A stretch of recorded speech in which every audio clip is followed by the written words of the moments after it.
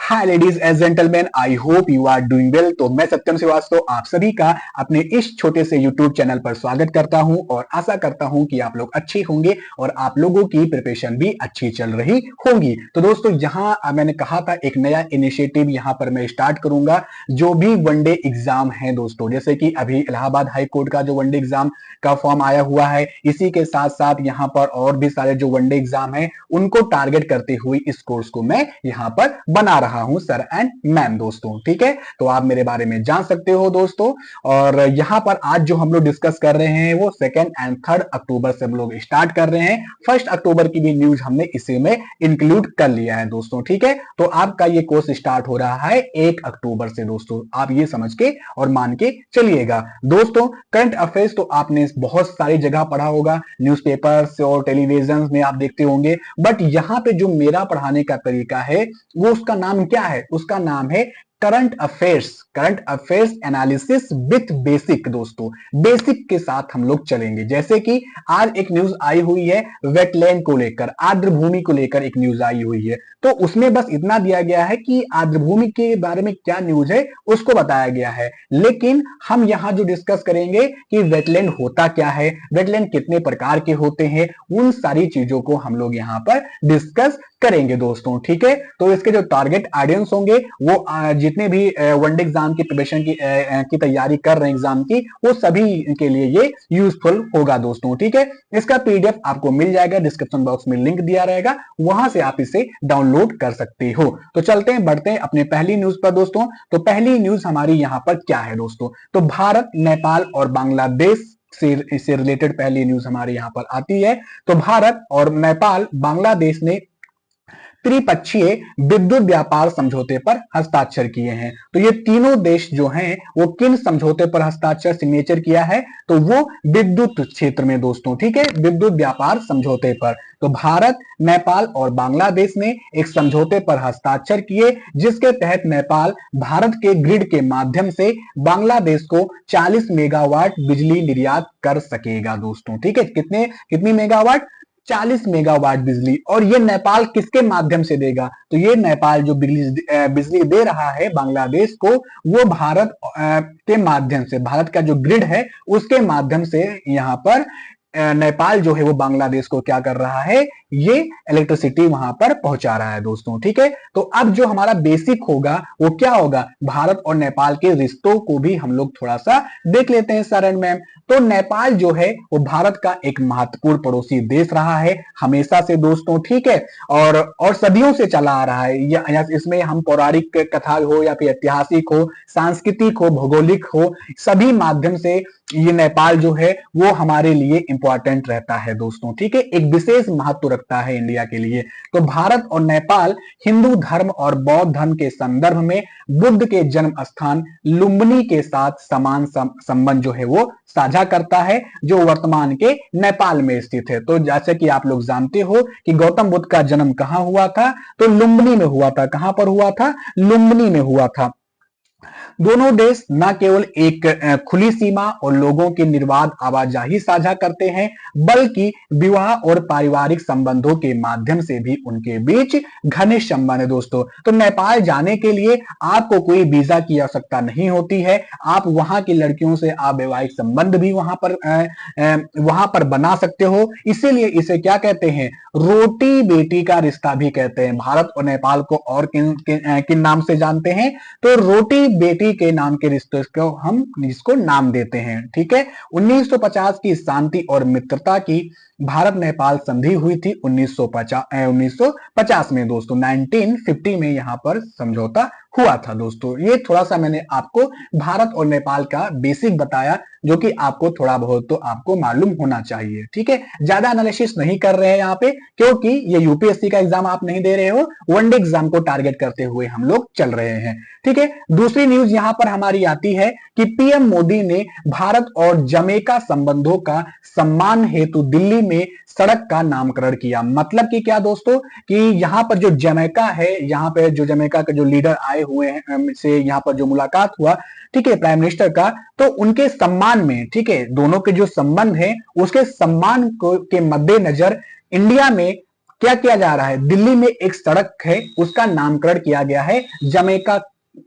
के ऊपर दोस्तों। तो प्रधानमंत्री नरेंद्र मोदी जी ने भारत जमैका के मजबूत संबंधों पर जोर देते हुए दिल्ली में जमैका उच्चायोग के बाहर जो सड़क है, यहाँ की जो वहां पर जो उच्चायोग बना हुआ है उसके बाहर की जो सड़क है उसका नाम बदलकर क्या रख दिया है, जमैका मार्ग रख दिया है दोस्तों। तो ध्यान रखना, जमैका मार्ग रखने की यहां पर क्या किया है, घोषणा किया है दोस्तों। ठीक है, होलनेस की यह यात्रा, ये होलनेस है दोस्तों। ठीक है, होलनेस की यह यात्रा किसी जमैका के प्रधानमंत्री की भारत की पहली द्विपक्षीय यात्रा है। ठीक है, तो पहले प्रधानमंत्री की द्विपक्षीय यात्रा है, तो ये भी आपको ध्यान में रखना है। अब यहीं पर हमारी न्यूज या जिम्मेदारी खत्म नहीं हो जाती है।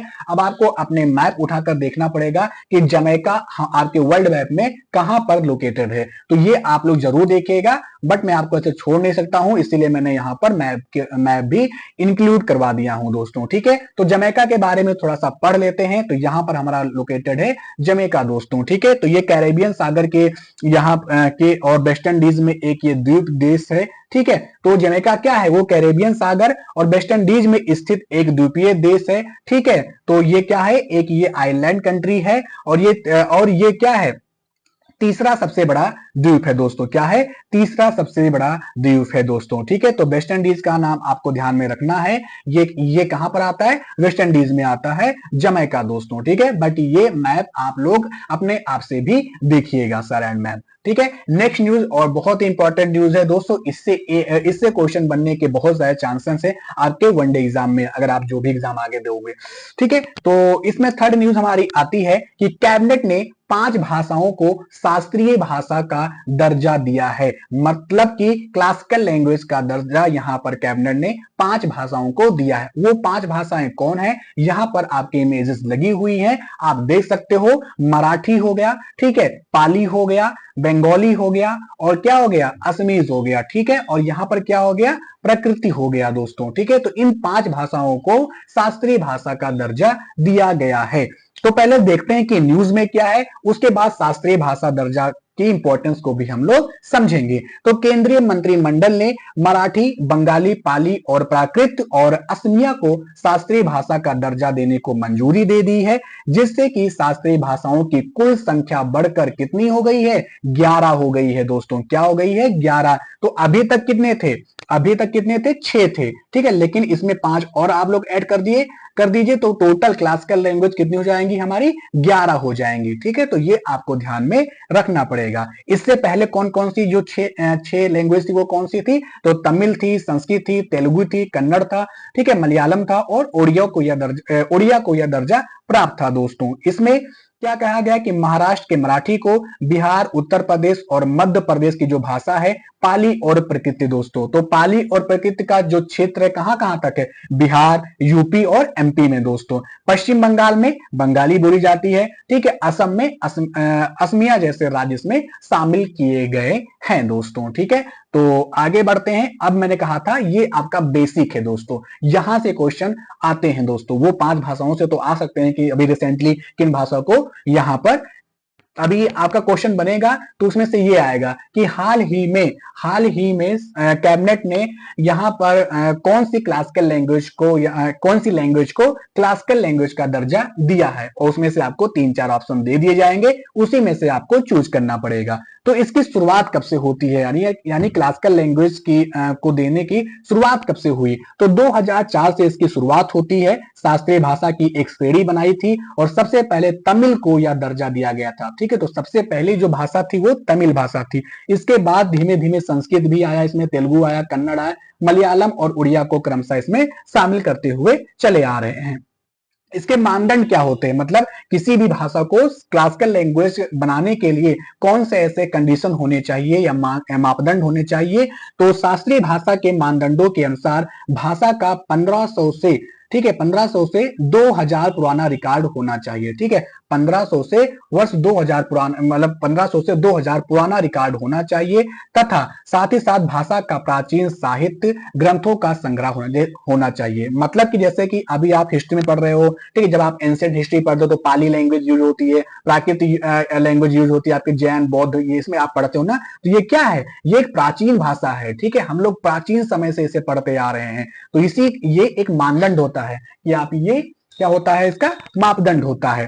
साथ ही साथ यहाँ पर शास्त्रीय भाषा के रूप में मान्यता प्राप्त होने के बाद प्राचीन साहित्यिक धरोहर जैसे ग्रंथों, कविताओं, नाटकों आदि का क्या किया जाता है, डिजिटलीकरण कर दिया जाता है और उनका और भी ज्यादा संरक्षण किया जाता है और उनको और आगे प्रमोट किया जाता है, ताकि हमारे आने वाली जो पीढ़ी है, जनरेशन है, वो इनको समझ सके और उनको सराह सकें दोस्तों, ठीक है। तो ये बहुत ही इंपॉर्टेंट टॉपिक था, इसे आप लोग नोट डाउन रखिएगा। और ये मैंने आप लोगों के लिए इमेज भी लगा दिया गया है जी। 2004 में तमिल, 2005 में यहाँ पर संस्कृत को शामिल किया गया, 2008 में तेलुगु को शामिल किया गया, कन्नड़ को 2008 में, मलयालम को 2013 में, ओडिया को 2014 में। अब ये दोस्तों ये जो 5 है ये इंपॉर्टेंट है दोस्तों, ठीक है। मराठी हो गया 2024, पाली 2024, प्राकृत 2024, असमिया 2024 और बंगाली 2024, ठीक है। तो आप इसका स्क्रीनशॉट भी ले सकते हो या पीडीएफ आपको मिलेगी तो वहां से आप इसे रिवाइज कर लेना दोस्तों, ठीक है। आगे बढ़ते हैं। अब दोस्तों आज का इतिहास, ये 4 अक्टूबर जो है ये कुछ खास है दोस्तों, ठीक है, ये कुछ खास है, ये डेट है, ये तो खास क्या है वो भी थोड़ा सा जान लेते हैं, क्या पता पूछ ही ले।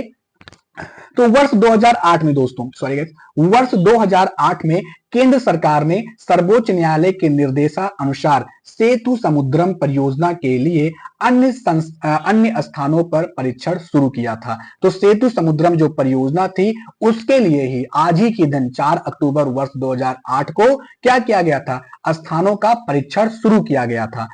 वर्ष 1989 में मीरा साहिब बीबी सुप्रीम कोर्ट की पहली महिला न्यायाधीश बनी थी 4 अक्टूबर को दोस्तों, ठीक है। आज ही के दिन यहाँ पर ब्राजील की संविधान सभा ने संविधान को मंजूरी दी थी और आज ही के दिन 1946 में 4 अक्टूबर पहला कांस फिल्म महोत्सव भी यहाँ पर हुआ था। तो ये ज्यादा इतना इंपॉर्टेंट है नहीं, ये बस मैंने आपके एक थोड़ा सा इंटरेस्टिंग वे में आप डाल दिया, आप इसे पढ़ सकते हो, बट ये न्यूज आप बिल्कुल इसे ना पढ़ो तो भी यहाँ पर चल जाएगा, ठीक है, नेग्लेक्ट कर सकते हो। हाँ, ये इंपॉर्टेंट है कि एडीबी अर्थात कि एशियन डेवलपमेंट बैंक ने हिमाचल प्रदेश पर्यटन के लिए यहाँ पर 162 मिलियन डॉलर का यहाँ पर जो ऋण है वो स्वीकृत किया है। दोस्तों ऐसे क्वेश्चन पूछ लिए जाते हैं कि हाल ही में हिमाचल प्रदेश पर्यटन को बढ़ावा देने के लिए 162 मिलियन का ऋण यहाँ पर दिया गया है, किसके द्वारा दिया गया है, तो वहां पर ऑप्शन ए होगा आपका वर्ल्ड बैंक होगा, ठीक है, 2 ऑप्शन हो जाएगा आपका एडीबी हो जाएगा, ऐसे बैंक हो जाएंगे, ठीक है। तो यहाँ पर कौन है, वो एडीबी ने यहाँ पर दिया है, तो ये आपको ध्यान में रखना पड़ेगा सर एंड मैम, ठीक है। आगे अब नेक्स्ट टॉपिक जो है वो है आर्द्रभूमि पर अंतरराष्ट्रीय फिल्म महोत्सव दोस्तों यहाँ पर होने वाला है, ठीक है, अंतरराष्ट्रीय फिल्म महोत्सव होने वाला है। तो पर्यावरण एवं वन्य जीवन पर आधारित जलवायु फिल्म महोत्सव का उद्घाटन जीवन के लिए आर्द्रभूमि, ये थीम है, इसे आप लोग नोट डाउन रखिएगा। थीम पर केंद्रित पर्यावरण भवन नई दिल्ली में इसे यहाँ पर किया गया। जितेंद्र कुमार ने भारत की 6% आबादी के लिए आर्द्रभूमि की पारिस्थितिकी और आर्थिक महत्व पर यहाँ पर जोर दिया है दोस्तों, ठीक है। तो ये थोड़ा सा अब यहाँ पर इंपॉर्टेंट ये हो जाता है कि आखिर वेटलैंड होते क्या है, आर्द्रभूमि होती क्या है। तो यहाँ पर हम इसे समझेंगे कि आर्द्रभूमि क्या होता है। तो यहाँ पर हर साल 2 फरवरी को यहाँ पे यानी क्या हम लोग क्या मनाते हैं, वेटलैंड डे मनाते हैं, ठीक है। तो यहाँ पर 2 फरवरी को हम लोग क्या मनाते हैं, आर्द्रभूमि दिवस मनाते हैं। ये आपको ध्यान में रखना है, क्यों मनाते हैं, क्योंकि इसी दिन 2 फरवरी 1971 को रामसर जो कि ईरान में लोकेटेड है, वहां पर आर्द्रभूमि पर कन्वेंशन को अपनाने की तारीख को चिन्हित करता है। यानी कि ईरान में एक यहाँ पर कन्वेंशन हुआ, ठीक है, 2 फरवरी 1971 को, ठीक है। तो इसीलिए हम लोग क्या करते हैं, 2 फरवरी को वेटलैंड डे हम लोग यहाँ पर मनाते हैं। वर्ष 2022 में विश्व वेटलैंड दिवस एक थीम के साथ मनाया गया था, वेटलैंड एक्शन फॉर पीपल। तो ये पुराना है, ठीक है, आप लोग 2024 की थीम आप लोग ध्यान में रखिएगा, 2024 की थीम आप लोग अगर पेपर देने जा रहे हो तो 2024 की थीम आपको ध्यान में रखना होगा। आर्द्र भूमि या वेटलैंड होते क्या है? तो आर्द्र भूमि ऐसे क्षेत्र हैं जहां जल, पर्यावरण और संबंधित पौधे और व पशु जीवन को नियंत्रित करने वाले प्राथमिक कारक होते हैं। आर्द्र भूमि जो यहाँ आर्द्र भूमि ऐसा स्थान होता है जहां पर पर्यावरण होता है, हमारा संबंधित पौधे होते हैं, पशु जीवन होता है, ठीक है, नेचर होता है वो वहां पर। और आर्द्र भूमि को इस प्रकार परिभाषित किया गया है कि स्थलीय और जलीय पारिस्थितिकी प्रणालियों के बीच संक्रमणकालीन भूमि जहां जल आमतौर पर सतह पर रहता है, यानी कि सतह पर रहेगा जल, ठीक है, और यह भूमि उतले पानी से ढकी रहती है। यहाँ पर आप इमेज में देख सकते हो, यहाँ पर आप देख सकते हो सतह पे जल है, ठीक है, यहाँ पर आप पेड़ पौधे हैं, पशु पक्षी हैं, ठीक है। तो इसे क्या करते हैं हम लोग? वेटलैंड घोषित करते हैं दोस्तों, ठीक है, वेटलैंड घोषित कर देते हैं दोस्तों, ठीक है। तो ये था वेटलैंड के बारे में। और यहाँ पर एक क्वेश्चन आप लोगों से है कि आप नीचे कमेंट बॉक्स में लिखेगा कि अभी तक भारत में कुल कितने वेटलैंड हैं दोस्तों, ठीक है, 49 है या 45 है, ये आपको नीचे कमेंट बॉक्स में आपको नीचे यहाँ पर बताना है, ठीक है। तो ये आज का यहाँ पर टोटल जो करंट अफेयर्स था वो यहाँ पर दिया गया था, ठीक है। और एक सेकेंड गाइस, यहाँ पे जो मैंने स्टार्टिंग में बोला था कि 2-3, ठीक है, तो हाँ, तो 2-3 यहाँ पे 4 अक्टूबर, ठीक है, 4 अक्टूबर, 2-3 और 4 अक्टूबर यहाँ पर आज ही, ठीक है। आज 4 अक्टूबर है ना, तो 4 अक्टूबर 2024 यहाँ पर मैंने यहाँ पर जो आज हमने डिस्कस किया है वो 4 अक्टूबर 2024 को हम लोगों ने डिस्कस किया है। वो गलती से यहाँ पर लगा हुआ था 2-3 वाला, तो वो हमारे यहाँ से हम निकल गया कि 2-3 अक्टूबर को हम लोग यहाँ पर डिस्कस कर रहे हैं। आज जो हमने डिस्कस किया है वो 4 अक्टूबर 2024 के हमने करंट अफेयर्स यहाँ पर डिस्कस किया है, ठीक है। 2 और 3 और 1 का जो है वो मैं तीनों का एक में करके अभी शाम तक या देर रात्रि तक मैं इस पर अपलोड कर दूंगा, ठीक है। तो 4 अक्टूबर 2024 का आज का हमारा करंट अफेयर्स यहीं पर समाप्त होता है। कल यानी कि 5 अक्टूबर 2024 को हम लोग फिर मिलेंगे अपने नए करंट अफेयर्स के साथ। तब तक के लिए आप मेरे साथ बने रहिए। अगर आपको ये टॉपिक अच्छा लगा तो लाइक, शेयर, सब्सक्राइब करना बिल्कुल मत भूलेगा। मिलते हैं नेक्स्ट वीडियो में। Bye bye and see you.